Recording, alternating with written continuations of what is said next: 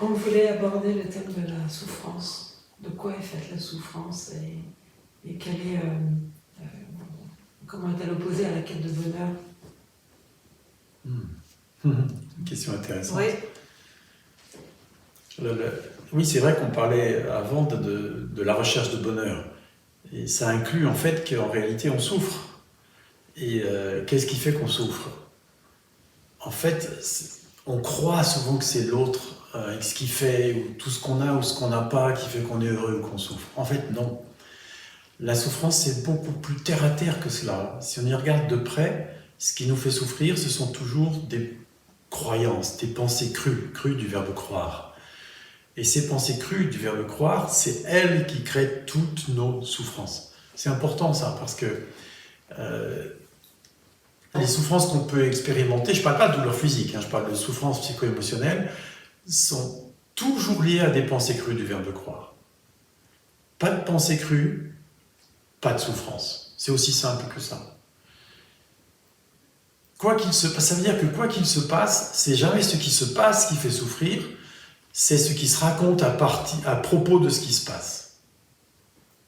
Et ça, c'est quelque chose d'excessivement important à voir. Imaginez, on parle de pensée discursive en fait. C'est-à-dire une pensée discursive, c'est une pensée qui raconte une histoire. Les enfants se racontent tout le temps des histoires. Ils jouent à la poupée, ils jouent aux petites voitures, ils se racontent une histoire. Si c'est aux petites voitures, ils imaginent qu'ils conduisent une voiture. Si c'est à la poupée, ils s'imaginent maman, papa, enfin, etc. Ils se racontent une histoire et ça fait partie du jeu. L'être humain ne peut pas ne pas se raconter d'histoire. Mais les enfants savent qu'ils jouent. Ils savent que l'histoire qu'ils se racontent n'est pas réelle. C'est juste une histoire pour jouer, pour s'amuser. Les adultes croient dans les histoires. Et ils souffrent de ces croyances. Bien sûr, des enfants aussi croient dans certaines histoires et ça les fait souffrir tout pareil. Imaginez un instant que plus personne sur Terre ne se raconte une histoire. Une histoire à propos d'eux. Combien de temps faudrait-il pour que la paix advienne sur Terre? Si plus personne ne se raconte, oui, t'as vu ce qu'il m'a fait, il n'aurait pas dû. Si plus personne dit ça, c'est à moi, ça, c'est pas à toi, enfin, et moi je veux ça. S'il n'y a plus aucune histoire qui se raconte, ou si plus aucune histoire n'est crue vraie, combien de temps faut-il pour que la paix advienne sur Terre? En fait, c'est immédiat. Si vous regardez, c'est immédiat. C'est immédiat. Ce qui prouve bien que la guerre ne provient que d'histoire. Et que nos souffrances ne proviennent que d'histoires qu'on se raconte et que l'on croit vraies. Et ça, c'est quelque chose aussi de très intéressant. Si on regarde plus près de nous, une fois on a été blessé profondément, psycho-émotionnellement parlant, qu'est-ce qui s'est passé? Souvenez-vous de quelque chose comme ça. Et allez voir de près, vraiment, qu'est-ce qui s'est passé déjà? Un tel, il m'a fait ci, il n'aurait pas dû, et puis j'ai vécu ci, et puis c'est pas bien, et puis c'est injuste, et puis etc. Quoi que ce soit. Quoi que ce soit. Et voyez quelles pensées sont apparues à ce moment-là. Il y a le fait, un tel m'a insulté, par exemple, ou un tel m'a donné un coup de poing. N'importe, peu importe. Qu'est-ce que vous êtes dit à ce moment-là?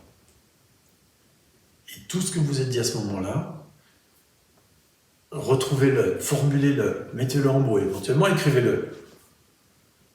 Et puis quand c'est fait, imaginez la même situation, mais zéro pensée. Ben, on n'est pas blessé. Si on a pris un coup de poing, on est blessé physiquement, mais pas psycho-émotionnellement. Et c'est pareil pour tout. Dès que vous regardez cela, vous allez voir qu'en fait, on est blessé profondément, on a l'impression de souffrir profondément, et en fait, c'est juste les pensées qui nous font souffrir. Et si vous avez été, quand vous êtes blessé psycho-émotionnellement, vous pouvez aussi aller regarder du côté de la sensation physique. Quelle est la sensation physique exacte? On dit c'est insupportable, mais physiquement parlant, qu'est-ce qu'on ressent? Ben, si on regarde de près, on ne fait pas grand-chose. Une petite tension quelque part dans le corps, souvent dans la poitrine ou dans le ventre, mais pas grand-chose, ça fait même pas mal. Et on croit que ça nous tord les tripes, ça nous fend le cœur, etc. Non, en réalité, non. En réalité, il ne se passe pas grand-chose. Et maintenant, imaginez autre chose. Les mêmes pensées apparaissent, elles apparaissent ce coup-ci, avant elles n'apparaissaient pas, maintenant elles apparaissent. Mais elles ne sont pas crues. Qu'est-ce qui se passe? Ça heurte un coup, ça passe. Et ça ne laisse pas de traces. Tout ça pour dire, pour rappeler, en fait, ce sont nos croyances, les pensées crues qui font que l'on souffre, et rien d'autre. Alors je vais compléter ton propos. Ce qui me vient, c'est que la première des pensées à l'origine de la souffrance, c'est la pensée moi. Et en fait, on peut reprendre ton exemple, c'est-à-dire on peut partir d'un événement qui nous fait souffrir. Par exemple, je suis blessée par les propos de quelqu'un. Maintenant, avec la connaissance, il n'y a pas de moi. On glisse en fait de je suis blessée à il y a une blessure qui apparaît. Hein? Donc déjà, c'est déjà pas la même chose, c'est déjà pas la même énergie. Et après, cette blessure apparaît, au sein de quoi elle apparaît? Qu'est-ce qui connaît cette blessure qui apparaît? Ah, il y a là quelque chose, hein? Parce qu'elle est connue, donc il y a quelque chose qui connaît ça, s'y déposer. En fait, on retrouve ce que l'on est à ce moment-là.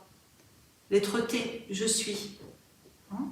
Et en tant que je suis, à ce moment-là, il est réellement perçu que la blessure, c'est juste une émergence qui n'a pas de consistance réelle. En tout cas, pas la même consistance que quand on croit qu'elle appartient à moi. Voilà. Bon, c'est une autre façon de le dire. Hein, non, ça complète. Ouais. Ça complète, et tu commences très bien en disant l'une des premières croyances, l'une des premières histoires crues qui fait souffrir, c'est à la pensée moi. On croit qu'il y a un moi, on croit qu'il y a un quelqu'un pilote de l'organisme. Un individu séparé. Et on croit que c'est, oui, séparé, et on croit que c'est cet individu séparé qui supporte quelque chose, qui porte quelque chose et qui est blessé. Mais s'il n'y a pas de moi, tout ça s'effondre.